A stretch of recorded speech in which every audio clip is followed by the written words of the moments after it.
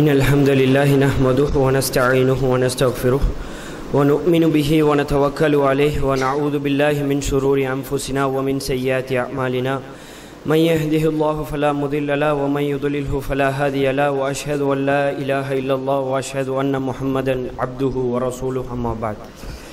அன்புள்ள சகோதரர்களே, குறைவான நேரத்தின் காரணமாக இன்றைய சமுதாய பிரச்சனையின் முன்னெடுத்து சிறுபான்மையாக வாழக்கூடிய முஸ்லிம்கள் பற்றி குர்ஆனும் ஹதீஸும் என்ன சொல்கிறது என்பதை தலைப்பாக எடுத்திருக்கிறேன்.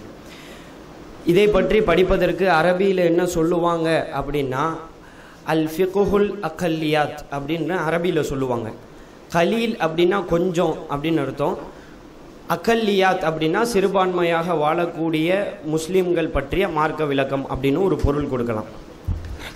இப்போது சிறுபான்மையாக வாழ்கிறோம் அப்படிங்கிற காலகட்டத்தில் இருக்கிறதுனால சிறுபான்மைனா என்ன, ஒரு சில பேர் தவறாக வழங்கியிருக்கிறாங்க. சிறுபான்மையாக வாழ்ந்தால் எதுவுமே செய்ய முடியாது அப்படின்னு அர்த்தம் கிடையாது. சிறுபான்மையை நம்ம வாழ்கிறதுனால நம்மளுடைய மார்க்க அடிப்படை சட்டங்களை கொஞ்சமாக பின்பற்றி, அது மட்டும் இல்லாமல் மற்ற சமுதாய மக்களோடு ஒரு பிரச்சனை இல்லாத ஒரு சூழலோடு வாழ்கிறது தான் இந்த சிறுபான்மையினுடைய முக்கியமான ஒரு அம்சம். இப்போ இன்னைக்கு உள்ள சமூக பிரச்சனையை பார்த்தீங்க அப்படின்னு சொன்னால், ரெண்டு பிரச்சனை தலை தூக்கி நிற்கும். ஒன்றாவது ஒரு தீவிர பிரச்சனையாக நிற்கும். முதலாவது என்ன அப்படின்னு சொன்னால், தீவிரமான சிந்தனை நிற்கும். உதாரணத்துக்கு சொல்லப்போனால், ஒரு முஸ்லீம் ஒரு குடித்து விட்டு ஏதாவது ஒரு செயல் செய்கிறாரு அப்படின்னு சொன்னால், இப்போ சோஷியல் நெட்வொர்க் எடுத்துக்கோங்களேன், ஃபேஸ்புக், வாட்ஸ்அப்பில் மக்கள் என்ன சொல்லுவாங்க, குடிப்பவன் முஸ்லீம் அல்ல அப்படின்னு சொல்லிடுவாங்க. இஸ்லாத்தில் எந்த இடத்துலையும் ஒரு பிற மனிதனை பார்த்து இவன் முஸ்லீம் அல்ல அப்படின்னு சொல்கிறதுக்கு எங்கேயுமே அனுமதி கிடையாது. அப்போ ஒரு தீவிரமான சிந்தனை வளருவதற்கு காரணம் இந்த சமூக பிரச்சனையும் ஒரு காரணமாக அமையுது. ரெண்டாவது சிந்தனை என்ன அப்படின்னு பார்த்தா, ஒரு பொடுபோக்கான நிலைமை. பொடுபோக்குன்னா என்ன, இப்போது ஒரு பிரச்சனை நடக்குது அப்படின்னு சொன்னால் எல்லாரும் சொல்லக்கூடிய ஒரு விஷயம் என்ன, இறைவன் இடத்துல பிரார்த்திங்க, துவா கேளுங்க அப்படின்னு சொல்லுவாங்க. அது சொல்லக்கூடிய மக்களுக்கு இப்போ உள்ள இளைஞர்கள் வைக்கக்கூடிய வாதம் என்ன அப்படின்னா, உங்கள் வீட்டில் ஒரு பிரச்சனை நடந்தால் இந்த மாதிரி நீங்கள் துவா செய்ய சொல்லுவீங்களா? இப்போ உங்கள் வீட்டிலே ஒரு அடிச்சிட்டாங்க, நொறுக்கிட்டாங்க, உட்காந்து துவா கேட்டுட்டு இருப்பீங்களா? நீங்கள் என்ன இந்த மாதிரிலாம் பேசுகிறீங்க அப்படின்னு சொல்கிறாங்க. இந்த வாதம் கேட்க நல்லா இருந்தாலும் நமக்குள்ள முன்மாதிரி நபி ஸல்லல்லாஹு அலைஹி வஸல்லம் வாழ்க்கை வழிமுறை எடுத்து பார்த்தா, ரசூலுல்லாஹ் ஒரு போருக்கு போகும்போதும் துவா செய்வாங்க. நம்மளுக்கு எல்லாருக்கும் அறிந்த விஷயம், பத்ரு போரில் எந்த அளவுக்கு அவங்க துவா செஞ்சாங்க எல்லாமே நம்மளுக்கு தெரியும். அப்போது ஒரு சமுதாய பிரச்சனை வருதுன்னா அதில் ரெண்டு விஷயங்கள் தலை தூக்கி நிற்கும். ஒன்று தீவிரமான சிந்தனை போக்கு, ரெண்டாவது பொடுபோக்கான நிலைமை. ஆனால் இஸ்லாம் மார்க்கத்தை எடுத்து பார்த்தீங்க அப்படின்னு சொன்னால் இந்த ரெண்டுக்கும் மத்தியில் கொண்டு போகும். அதுதான் இஸ்லாத்தினுடைய ஒரு ஸ்பெஷாலிட்டி.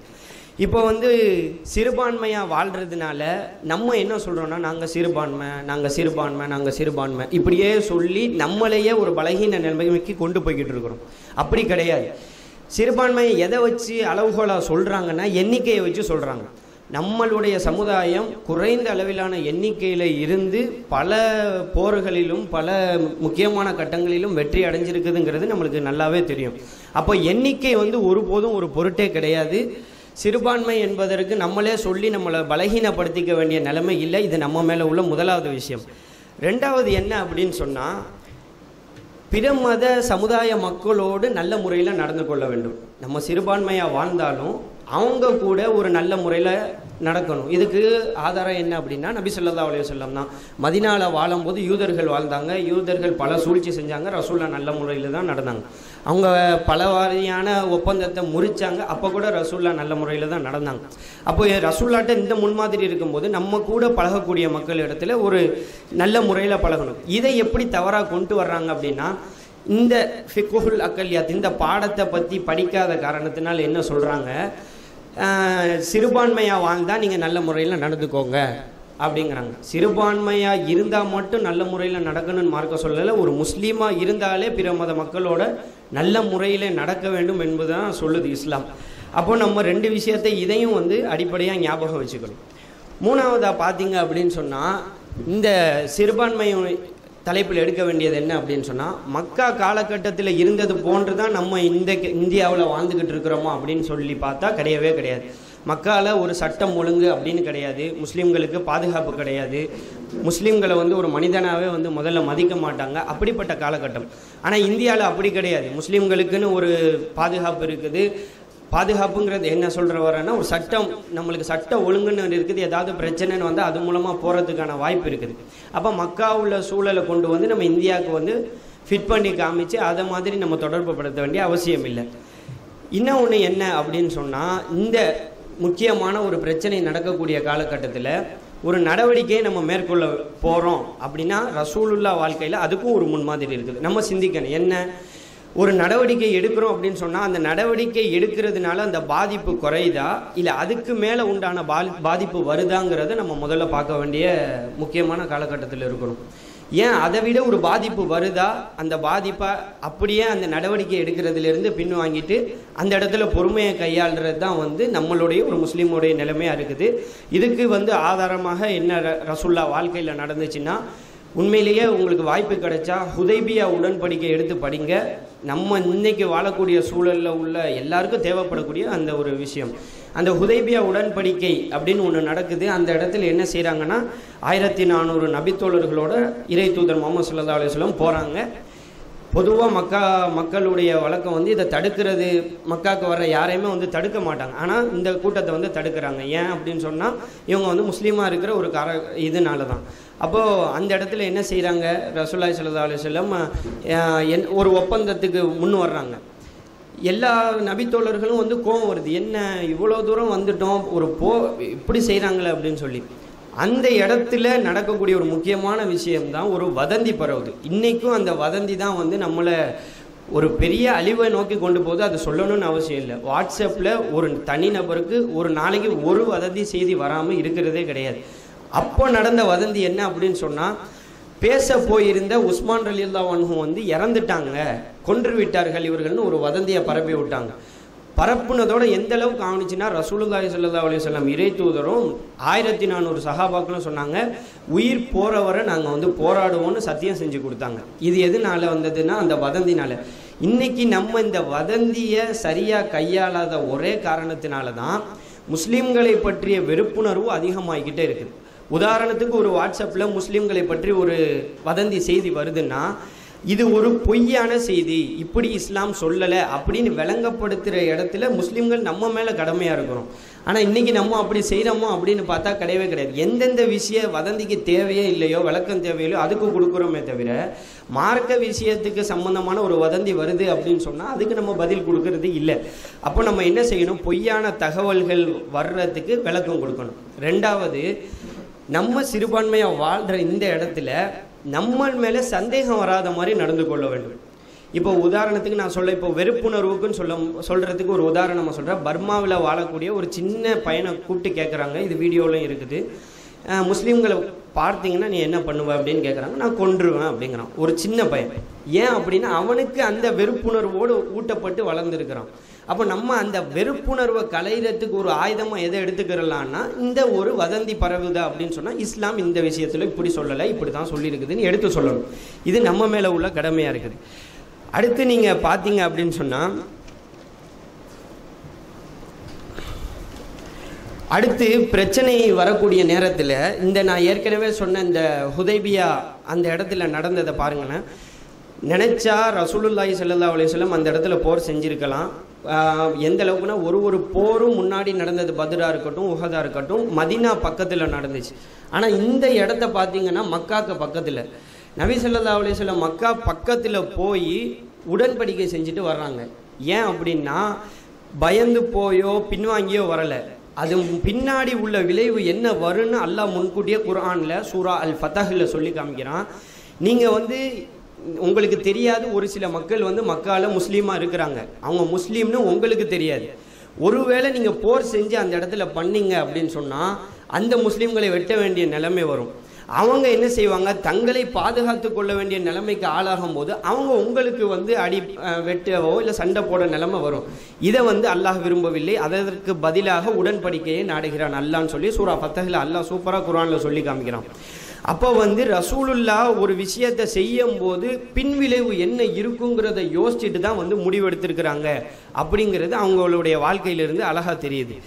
நம்ம இன்னொன்று ரசூலுல்லாவோட வழிமுறையை எடுத்து பார்த்தோம் அப்படின்னா, ஒரு 2 விஷயம் இருக்குது, ரெண்டுமே நன்மையான விஷயம் இருந்தால் ரசூலுல்லாவோட இயல்பான கேரக்டர் என்னென்னா, 2ல் எது லேசானதோ அதை தேர்வு செய்வாங்க, 2ல் எது லேசோ அதை தேர்வு செய்வாங்க. இன்னொன்றில் நன்மை இருக்கும் ஆனால் அது கடினமாக இருக்கும் அப்படின்னு சொன்னால் ரசூலுல்லா அந்த விஷயத்தை தேர்வு செய்ய மாட்டாங்க. ஏன் அப்படின்னா, மக்களும் அந்த லேசானதையே செஞ்சு கொண்டு அது மூலமாக அமல் செய்கிறதுக்கு ஒரு வாய்ப்பாக வரும்னு சொல்லுவாங்க. அப்போ நம்மளுக்கு ஒரு வாய்ப்பு கிடைக்கிது அப்படின்னு சொன்னால், மக்களுக்கு எது லேசுவாக இருக்குதோ, எது இலகுவாக செய்ய முடியுமோ அந்த விஷயத்தில் நம்மளுடைய கவனத்தை செலுத்தணும் அப்படின்னு சொன்னால், இந்த அழைப்பு பணியில் நம்மளுக்கு அதுவும் ஒரு ப்ளஸ் பாயிண்ட்டாக நம்மளுக்கு அமையும். அடுத்து நீங்கள் பார்த்தீங்க அப்படின்னா, இந்த சமுதாய பிரச்சனை நிறைய பேர் பேசுனாங்க, நிறைய சமுதாய பிரச்சனை நடக்குது. குறிப்பாக இதனுடைய பின்னணி என்ன அப்படின்னு நம்ம ஈஸியாக விளங்கிக்கலாம்.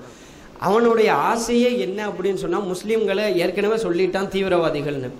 ஆனால் முஸ்லீம்கள் அது மாதிரி இல்லைன்னு ஒரு சம்பவம் மூலமாக, உதாரணத்துக்கு டிசம்பரில் நடந்த அந்த மழை வெள்ளமாக இருக்கட்டும், அதெல்லாம் போட்டு அல்லாஹ் வெளிச்சம் போட்டு காட்டினா இன்னும் பல உலக நாடுகளில் காமிக்கிறான். ஆனால் அவன் என்ன எதிர்பார்க்குறான் அப்படின்னா, இந்த ஒரு சமுதாய பிரச்சனையை நம்ம தூண்டி விட்டால் ஒரு ஆயுதத்தை எடுத்துட மாட்டாங்களா கையில், எடுத்துட்டா நம்ம சொன்ன விஷயத்தை உண்மைப்படுத்திடலாமே, இஸ்லாமிய பயங்கரவாதம்னு சொல்லிட்டா அந்த நாட்டில் இருக்கிற மக்களை எல்லாரையும் என்ன செஞ்சிடலாம், இஸ்லாமிய பயங்கரவாதம்ங்கிற பேரில் உலக நாடுகளோட உதவியோடு அவங்களை அழிக்கிறதுக்கு ஒரு வாய்ப்பு அமையுமே அப்படின்னு சொல்லிட்டு, இந்தியா மட்டும் இல்லை ஒரு நாட்டில் எதிர்பார்க்கக்கூடிய விஷயமும் இதுதான். அப்போ நம்ம என்ன செய்யணும் அப்படின்னு சொன்னால், பிரச்சனை ரொம்ப தீவிரமாக இருந்தால் நபி ஸல்லல்லாஹு அலைஹி வஸல்லம் எப்படிலாம் அணுகிருக்கிறாங்க அப்படிங்கிற வழிமுறையில் போனோன்னா நம்ம சமுதாயத்துக்கும் ஒரு பாதிப்பு இல்லாத நிலைமையாக இருக்கும், நீதியும் கிடைக்கிறதுக்கும் ஒரு வாய்ப்பாக இருக்கும். இப்போது இன்னொன்று என்ன, இதற்கான முயற்சி நம்ம என்ன செய்யலாம் இப்போது இந்த காலகட்டத்தில்? இதற்கான முயற்சி என்ன அப்படின்னு சொன்னால், பல வகையான மக்கள், பல மதத்தை சார்ந்த மக்கள் இஸ்லாத்தை பற்றி பல குற்றச்சாட்டு சொல்லிக்கொண்டே தான் இருக்காங்க, சொல்லிக்கொண்டே தான் இருப்பார்கள். அப்போ நம்மளோட கடமை அந்த குற்றச்சாட்டுக்கு நம்ம பதில் கொடுக்க வேண்டும். குற்றச்சாட்டுக்கு பதில் கொடுத்துக்கிட்டே இருந்தோம் அப்படின்னு சொன்னால் ஒரு நிலையில் கண்டிப்பாக அல்லாஹ் அவங்களுடைய உள்ளத்தில் இஸ்லாத்தை போடுவான். 2வது விஷயம் என்ன அப்படின்னு சொன்னால், அழகிய முறையில் தாவா செய்ய வேண்டும். அதாவது அஹ்லாக், அரபியில் அஹ்லாக்னா குணங்கள்னு சொல்லுவாங்க. நல்ல சிறந்த குணங்கள், நற்குணங்களை கொண்டு ஒரு அழைப்பு பணி செய்ய வேண்டும். நீங்கள் ஒரு உரை மூலமாகவோ இல்லை நேரடியாக பேசும்போதோ இல்லை புத்தக வாயிலாவோ ஏதாவது எழுதுனா, ஒரு நல்ல முறையில் ஒரு அழகான நற்குணத்தோடு நீங்கள் செஞ்சு பாருங்கள், அந்த அமலில் கிடைக்கிற ஒரு ரிசல்ட் கிடைக்கும். ஆக்ரோஷமாக நம்ம ஒரு விஷயத்தை எடுத்து சொல்லும்போது அதில் மக்கள் பின்னடைவு அடைவாங்க. இதே ஒரு நல்ல முறையில் நீங்கள் எடுத்து ஒரு அழைப்பு பண்ணி ரொம்ப மிருதுவாக சொல்லி பாருங்கள், எவ்வளோ கடும் உள்ளமாக இருந்தால் கூட அந்த உள்ளத்தை லேசுப்படுத்துறது தான் அந்த நற்குணம். அப்போ 2 விஷயம் நம்ம இதற்கான முயற்சியில், 1 சொல்லக்கூடிய குற்றச்சாட்டுக்கு பதில், 2வது என்ன, சிறந்த குணங்களோடு ஒரு அழைப்பு பண்ணி செய்வது. இன்னொன்று, ரசூலுல்லாஹி ஸல்லல்லாஹு அலைஹி வஸல்லம் சிறுபான்மையாகவும் இருந்திருக்கிறாங்க, பெரும்பான்மையாகவும் இருந்திருக்கிறாங்க. மக்கால வாழும்போது அவங்க சிறுபான்மை, மதினாவுக்கு வரும்போது அவங்க பெரும்பான்மை. அந்த சிறுபான்மையாக இருக்கும்போது கூட, மதினாவுடைய ஆரம்ப காலகட்டத்தில் சிறுபான்மையாக இருக்கும்போது கூட அவங்க எப்படி நடந்தாங்கங்கிற ஒரு சின்ன சம்பவம்.